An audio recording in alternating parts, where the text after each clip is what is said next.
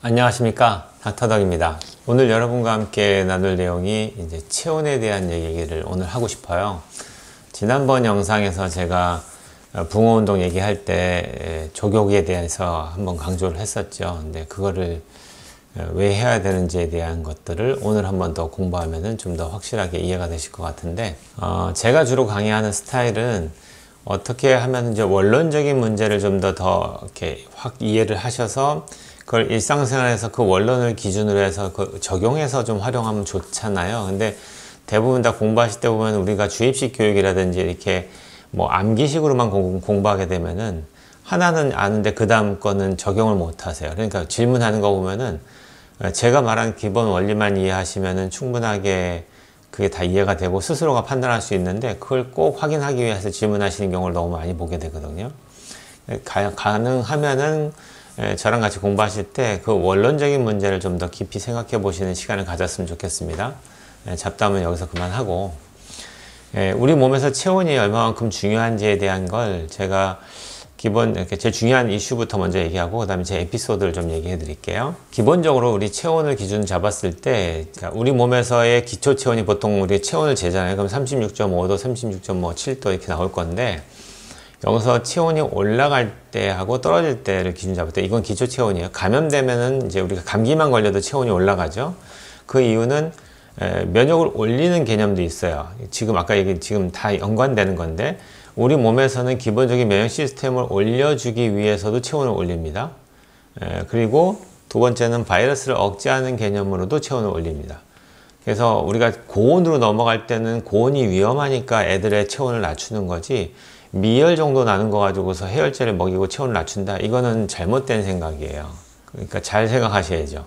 우리 몸에서는 자연적으로 바이러스를 억제하고 면역을 높이기 위해서 체온을 올리고 있는데, 내 몸은 나는 일부러 그게 싫으니까 약을 먹고 있다? 이게 앞뒤가 안 맞잖아요. 그 대신 고온으로 넘어갈 때는 얘기가 다르죠. 뭐 40도 가까이 올라가고 있으면 그거는 내 몸이 이제 단백질 변성이 일어날 정도로 위험하잖아요. 애들 같은 경우는 특히. 그러니까 애들은 체온을 잘 재가면서 하고, 두 번째는 이제 우리가 겨드랑이라든지 사타구니 쪽에다가 물을 묻혀가지고 체온을 떨어뜨리죠. 보통 열이 많이 날 때는요. 그때 주의사항도 심부 체온이 올라가는데 표피 체온이 떨어지는 걸로 착각하시면 안 된다는 거예요. 그래서 우리가 보통 닦일 때도 미지근한 물로 얘기하죠. 미지근한 물이라는 건 몸에 닿았을 때 따뜻해야 된다는 얘기예요. 몸에 닿았을 때 왜 열이 나는데 따뜻한 물을 닦지? 그러니까 그거는 아주 기초적인 걸 개념을 모르시는 거죠. 뭐냐면은 따뜻한 걸로 닦으시면은 말초에 있는 피부에 혈관이 확장되겠죠. 그러면 심부에 있는 혈액이 바깥으로 돌겠죠. 그때 몸에 묻어있던 물이 기화하면서 열을 뺏어요. 기화열이죠. 그래서 물이 증발하는 과정에서 열을 뺏어갑니다. 그래서 내 체온이 떨어지는 거예요. 근데 거기다 대고서 찬물로 하면은 혈관이 쪼그라들죠. 쪼그라드니까 심부에 있는 체온은 올라가는데 표피 온도는 떨어지면서 피가 순환이 안 되니까 결국에는 더 위험해지죠. 그러니까 절대적으로 아기를 키우시는 집에서 애가 열날 때 닦일 때는 따뜻한 물을 닦이셔야 되고, 닦일 때도 계속 닦고만 있으면 안 되죠. 체온을 계속 따뜻한 물을 닦으면 오히려 더 올라가죠. 닦은 다음에 기다리셔야죠. 얘가 물이 증발하면서 기화열을 뺏어간다 그랬잖아요. 그러니까 닦이고 나서 말릴 때 기다리고, 너무 이렇게 척척하게 닦으시면 한참 기다려야 되잖아요. 그러니까 짜가지고 살짝 문 떼면은 살짝 묻었다가 나중에 손을 대면 다 없어질 정도로 얇게 바르셔야 되죠. 따뜻한 수건으로 얇게 바르셔야 돼요. 그래서 얘가 증발하면서 열을 뺏어가게끔.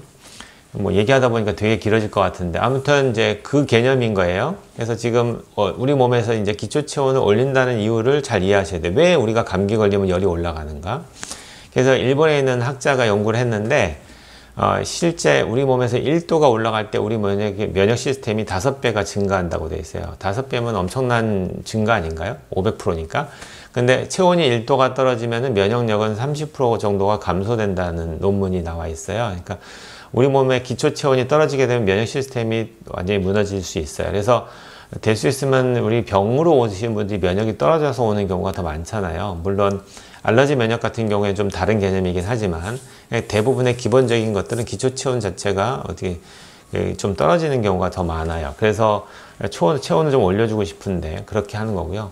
또 이렇게 물어보시는 분이 있을 수도 있죠. 추운 겨울에 뭐 냉수 마찰 막 하시는 분들이 있으면 그런 분들은 그럼 뭐냐 이렇게 얘기하는데, 그런 분들은 좀 단련이 되신 분들인데 실제로는 정상적인 사람, 열 나는 사람은 아까 내가 그렇게 하면 안 된다 그랬죠. 근데 정상적인 사람 같은 경우에는 피부에 자극을 줘서 심부 온도하고 피부 온도 중에서 피부 온도는 떨어져도 심부 온도를 올리는 방법 중에 하나입니다. 그게 잘 생각해 보시면은 이게 피부가 돌면서 심부에 있는 온도가 바깥으로 나가면서 열을 뺏기는 거잖아요. 근데 냉수 마찰을 막 하다 보면은 피부 온도가 쫙 줄어들죠. 피부 혈관이 수축되면서 그 피가 바깥으로 안 돌 거 아니에요. 그러니까 심부에 있는 온도가 이렇게 딱 바깥으로 안 뺏기니까 딱 갖춰지죠. 그러니까 그런 분들은 오히려 추울 것 같고 심부 온도가 떨어질 것 같지만 실제 피부 온도만 떨어지고 심부 온도는 올라갈 수 있어요.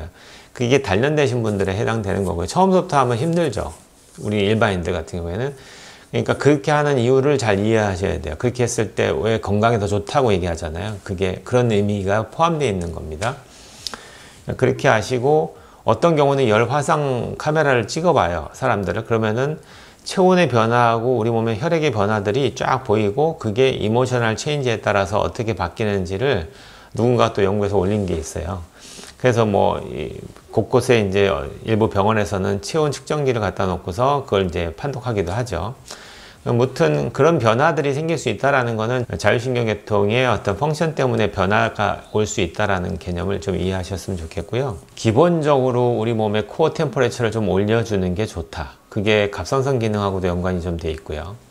그래서 제가 에피소드 하나만 좀 얘기해 드릴 텐데, 실제 제가 경험한 건 아닌데 저희 은사님께서 경험하셨던 내용인데, 저도 좀 들었을 때 되게 흥미롭고 쇼킹했던 내용이라서, 저희 은사님께서 이제 인턴 트레이닝을 할 때 어느 병원에 갔어요. 그거는 국가에서 지어준 국립병원이었고요. 거기서 트레이닝 받을 때 이제 중환자실을 이제 케어하는 이제 임무를 맡으신 거죠. 근데 희한하게 딱 가서 보니까 일정한 패턴으로 환자들이 죽어나가는 걸 보신 거예요. 근데 그쪽에 있는 일하는 분들, 모든 분들이나 그 전에 일했던 의사 선생님들조차도 아무도 의심하지 않고 아무도 이거에 대해서 반론을 제기하지 않고 그냥 넘어가는 거예요. 왜? 중환자실이니까 위중한 사람이 누워 있잖아요. 그리고 누구든지 죽어도 뭐라고 하지 않을 사람들이 누워 있는 거니까 아무도 죽어나가도 관심이 없어요. 근데 교수님은 저랑 같은 예방의학 이제 전문이다 보니까 이상한 거죠. 그리고 패턴이 있는 겁니다. 예를 들어서 여름 같은 경우에는 잘 안 죽어요. 통계를 보니까 예전에 돌아가셨던 분들 통계를 쭉 봤더니 여름에는 잘 안 죽는데 겨울에만 유독 많이 돌아가시는 거예요. 들어오셔서 얼마 지나면 다 이제 사망해서 또 나가시고, 뭐 병이라는 게 중환병이 다 비슷할 텐데 여름에는 중환병으로 들어오신 분이 덜 죽는데 겨울에는 많이 죽는다? 좀 이상하죠. 두 번째는 어느 배드에서만 주로 많이 돌아가시는 거예요. 그래서 이상하다고 이제 교수님이 보신 거죠. 근데 나중에 쭉 찾아보니까 대부분의 거기 누워있는 환자들의 기초 체온이 35도가 안 찍히는 거예요. 근데도 의사나 간호사들은 그걸 의심하거나 이상하게 생각하지 않았다는 게 너무 웃기죠. 그 정도로 우리는 그냥 현실에 너무 적응하면서 아무 생각을 안 해요. 그래서 교수님이 볼 때는 너무 이상한 거죠, 이게. 35도 이하로 찍히는데 왜? 근데 물어봤더니 뭐 잘 생각해 보시면 중환자실에는 옷을 두껍게 안 입고 있죠. 얇은 우리 환자 가운 하나 있고요. 두 번째는 소변과 대변을 컨트롤하지 못하는 환자들이 있다 보니까 계속 그걸 옷을 입히고 할 수가 없으니까 벗겨놓은 상태에서 소대변을 닦는 거예요. 얇은 우리 그 병원 가운 그 위에 있는 호청 같은 것만 덮어놓고, 그러다 보니까 당연히 추울 수밖에 없다라는 거. 그다음 겨울이었죠. 두 번째는 그 병원은 이제 국립병원이기 때문에 냉난방 시스템이 중앙식이었어요. 그래서 일정한 시간에 들어왔다가 일정한 시간에 나가는. 그러니까 그걸 보니까 일정한 그 앞에 어느 배드만 주로 빨리 돌아가시는 경우를 보니까 제일 먼저 난방 시스템이 들어오는 루트고요. 그리고 꺼지면 제일 먼저 꺼지는 곳이죠. 그러니까 처음에는 들어왔다가 밤 새벽 되면 얘가 끄거든요. 밤새 안 돌리니까. 그러니까 밤 새벽 되면 추운 건데 그걸 갖다 조절을 못 하는 거죠. 그리고 냄새나고 똥오줌 가리다 보면 냄새나니까 또 창문까지 열어요. 환기시킨다고. 그럼 더 춥죠. 자기네들은 두꺼운 거 이렇게 뭐 가디건도 있고 안에 속옷도 있고 막 하면서 환자들은 그냥 벗겨놓은 상태에서 호천만 덮어놓고 있으니까. 그러다 보니까 기초 체온이 35도가 넘어가지 못해요. 그러다 보니까 그런 분들이 모든 대사가 떨어지고 면역 시스템이 떨어지면서 가뜩이나 중환자로 들어왔는데 저체온 때문에 사망하신 거예요. 그래서 교수님이 그걸 발견하시고 나서는 건의를 해서 그때부터는 보일러도 좀 나눠 가지고서 일정하게 자주 나올 수 있게끔 새벽까지 너무 춥지 않게끔 돌리고 창문 환기나 이런 것들도 조금 이제 교대로 다른 데로 왔다 갔다 하면서 일단 기초 체온을 올리기 위해서 바닥에 어떤 뭐 매트도 좀 깔고 뭐 여러 가지 이제 시도를 하셨겠죠. 그래서 환자가 체온이 올라가기 시작하면서는 그 예전에 그렇게 많이 돌아가셨던 사망률이 확 떨어진 거예요. 중환자실에 입원했다고 무조건 죽는 게 아니라 그게 체온 하나 조절한 것 때문에 사망률이 확 그러니까 떨어졌다는 거죠. 그걸 경험하면서 의사라는 게 아주 단순한 거에서도 그걸 놓칠 수 있다라는 거. 그래서 저한테는 되게 귀감이 되는 스토리였고요. 그 정도로 체온이 중요합니다. 아무것도 아닌 것 같고 치료를 잘한 것 같은데도 체온 하나 때문에도 우리 몸의 면역 시스템이 떨어지면서 우리 몸을 이겨낼 수 있는 몸이 못 이겨내는 몸으로 바뀌게 되는 거죠. 그래서 오늘은 이제 간단하게 체온에 대한 얘기를 좀 했습니다. 그래서 여러분도 기초 체온을 올리기 위한 노력들을 좀 하시면 좋을 것 같아요. 네. 오늘도 여기까지 공부하겠습니다. 온 국민이 건강해지는 그날까지 닥터덕은 여러분과 함께합니다.